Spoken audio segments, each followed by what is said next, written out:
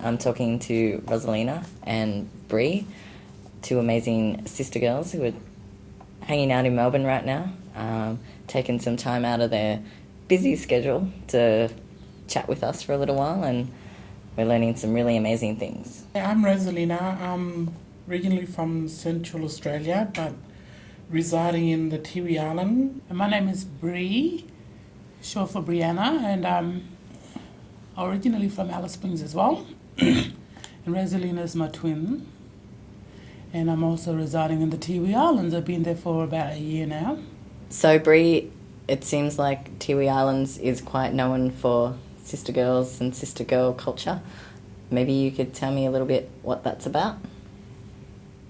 Well, I've been living there for like about a year now, but had a lot of associations with sister girls from the Tiwi Islands for a very long time. And yes, it's sister girl culture there is very accepted.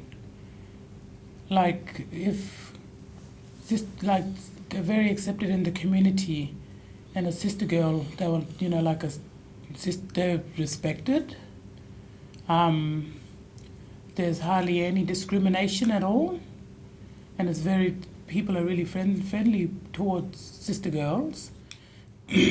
Like and whatever they want to call themselves, their names, people are usually respective of that and call them by their sister girl names.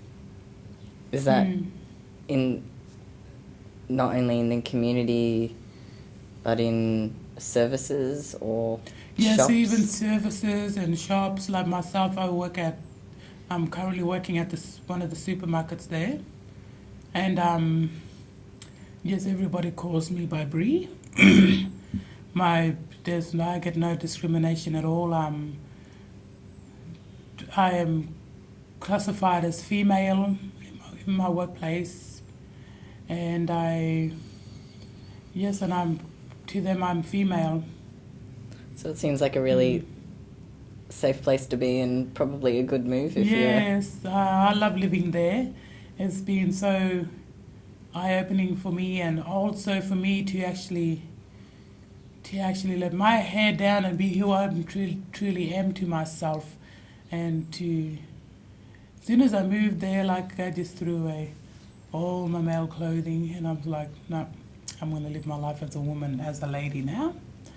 I am a lady, and that's who I'm going to live. So, Rosalina, you've recently moved to Tiwi Islands. Are you sort of finding it some of the same things that Bree was just talking about?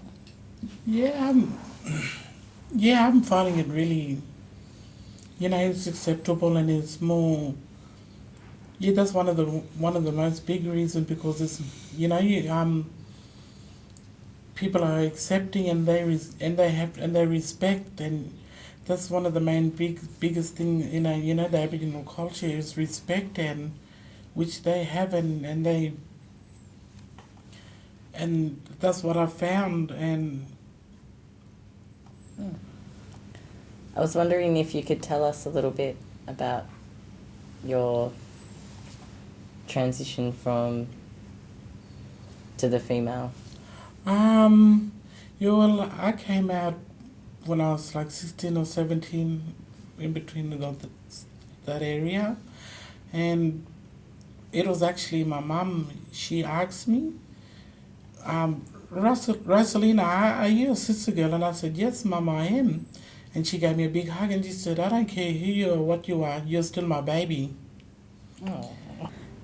So maybe either of you could tell us a little bit about Sister Girls in the Tiwi Islands, or Sister Girls Alice Springs, where you come from.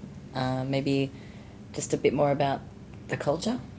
The Sister Girl culture is, we're very strong in our beliefs, and we grew up.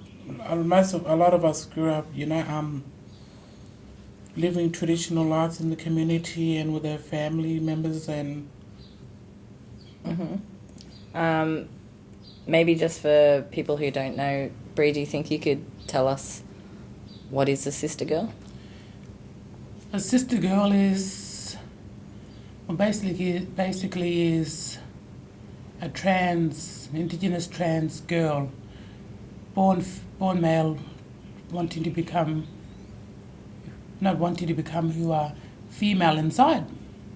And a sister girl is what we call ourselves. We don't necessarily call ourselves trans girls, call ourselves sister girls because we are a community where we treat each other like sisters. I'm Canon and I'm from YGender, and I'm here today with Bree and Rosalina from the Tiwi Islands and Alice Springs, a few different places, but currently living in the Tiwi Islands here in Melbourne. I'd like to just shout out to all the girls back in NT, Central Australia, top end, in between, and all over Australia.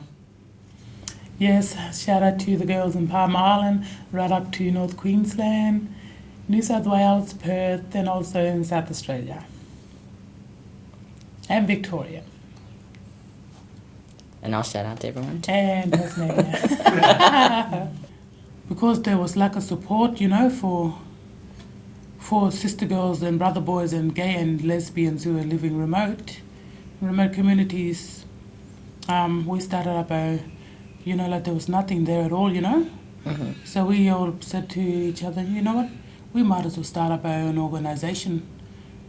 So we said, yep, let's all start our own organisation calling ourselves Sisters and Brothers NT, celebrating diversity, and that's not. And then we said, no, we're not just gonna keep it just for the Indigenous community.